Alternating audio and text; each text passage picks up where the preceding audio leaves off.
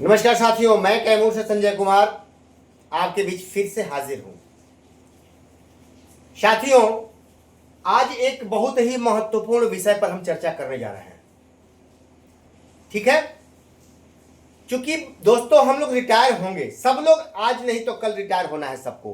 कोई 1 महीने बाद, कोई 1 दिन बाद, कोई 1 साल बाद, कोई 2 साल बाद, कोई 5 साल बाद, कोई 25 साल बाद रिटायर तो होना है एक दिन सबको। तो रिटायरमेंट पर हमें 3 लाभ मिलते हैं: ग्रेच्युटी, ईपीएफ और अर्जित अवकाश। ठीक है, 3 लाभ हमको चाहिए। किसी कर्मी को 3 लाभ चाहिए होता है। भविष्य निधि अधिनियम 1952 के पारा 26 एवं 32 के तहत भविष्य निधि का हितलाभ योगदान की तिथि से भुगतान करने का प्रावधान है।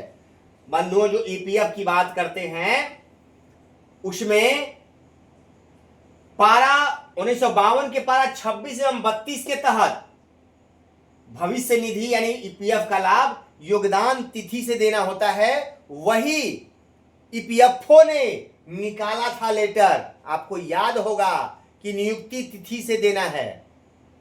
समझ रहे बात को?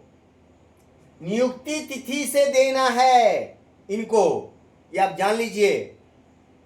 लेकिन इससे आपको वंचित करने का प्रयास किया जा रहा है, लेकिन हम लोग छोड़ने वाले नहीं हैं। बंधुओं, 10 साल सेवा हो गई है तो इनको देना पड़ेगा।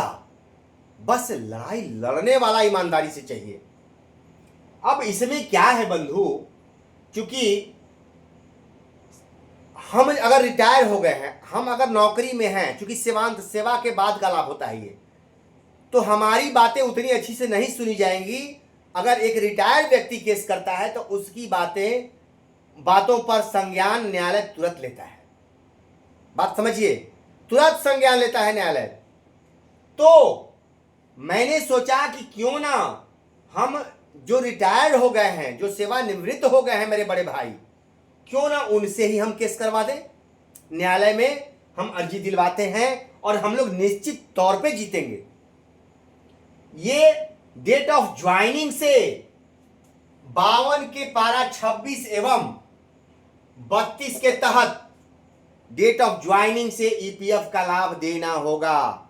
ये जान लीजिए, हम लेके रहेंगे। इसी के तहत हम, चूंकि कई हमसे रिटायर्ड बड़े भाई फोन किए, संजय जी हम लोग रिटायर हो गए हैं, हम लोगों को ग्रेच्युटी वगैरह कुछ मिलेगा नहीं। हम कहा कि भैया आप लोग लड़िए तो।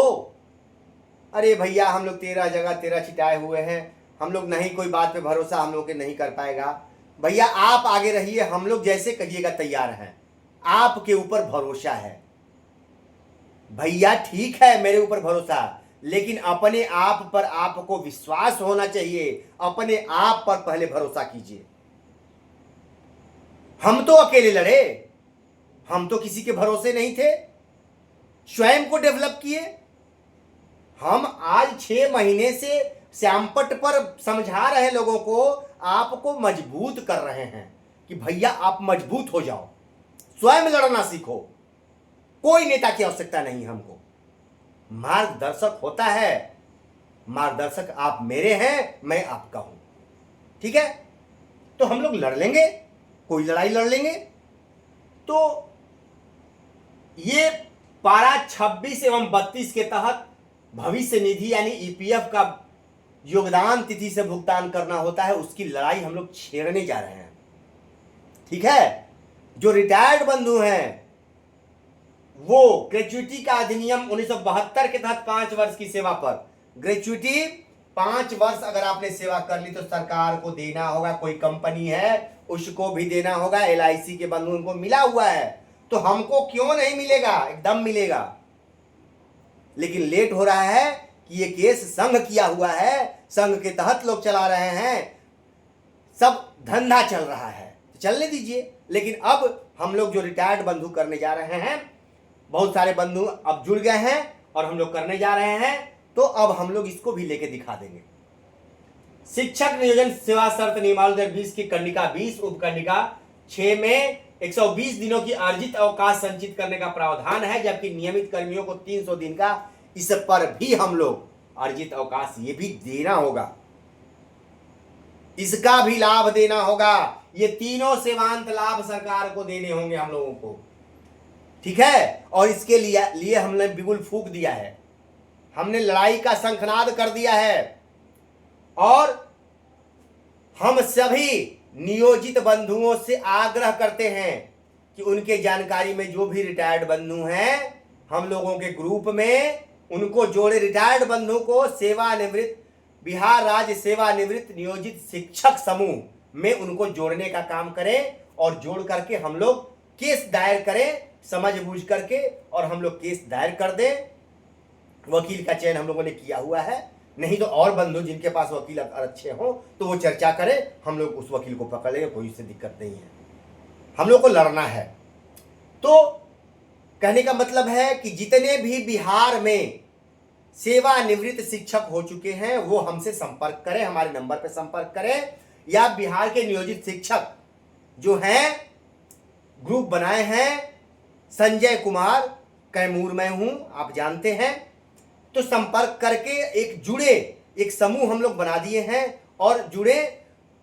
हम लोग 50, 100, 200, 500 में, अगर अधिक संख्या होगी तो बहुत कम पैसे में लागत में हम लोग लड़ लेंगे, क्योंकि यहां दलाली नहीं करना है, यहां संघ को नहीं पैसा इकट्ठा करके देना है कि वही आपको 5-5 हजार रुपया देना है। नहीं, ऐसा नहीं होगा। जितने लोग हमारे साथ केस में जुड़ जाएंगे, औसत निकलेगा कि एक आदमी पर कितना खर्च पड़ रहा है। वकील साहब से बात कर लेने के बाद वो बता दिया जाएगा कि भैया इतना खर्च पड़ रहा है, इतना वकील साहब को चाहिए और इतना पड़ रहा है, सब कुछ क्लियर कर दूंगा मैं। कोई गोपनीय चीज नहीं रहेगी कि 1 रुपया किसी का गलत पैसा जाएगा, कोई गलत खा लेगा, ये मेरे डिक्शनरी में है ही नहीं। आप एकदम निश्चिंत रहिए। और आप सभी नियोजित भाइयों सबको जोड़ें, क्योंकि हम जो आज नियोजित हैं कल हम भी रिटायर होंगे। अगर रिटायर बंधुओं को मिल गया तो हमारा रास्ता खुल जाएगा और हमको भी ये सारे लाभ मिल जाएंगे। तो सभी लोग बंधु इसमें तत्पर हों और जो रिटायर्ड कर्मी हैं उनको जोड़े इस समूह में, और हम लोग भरपूर साथ देंगे उनका। हम लोग लड़ाई को लड़ेंगे और हम लोग जीतेंगे भी।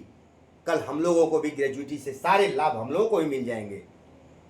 नमस्कार बंधु, फिर मिलेंगे।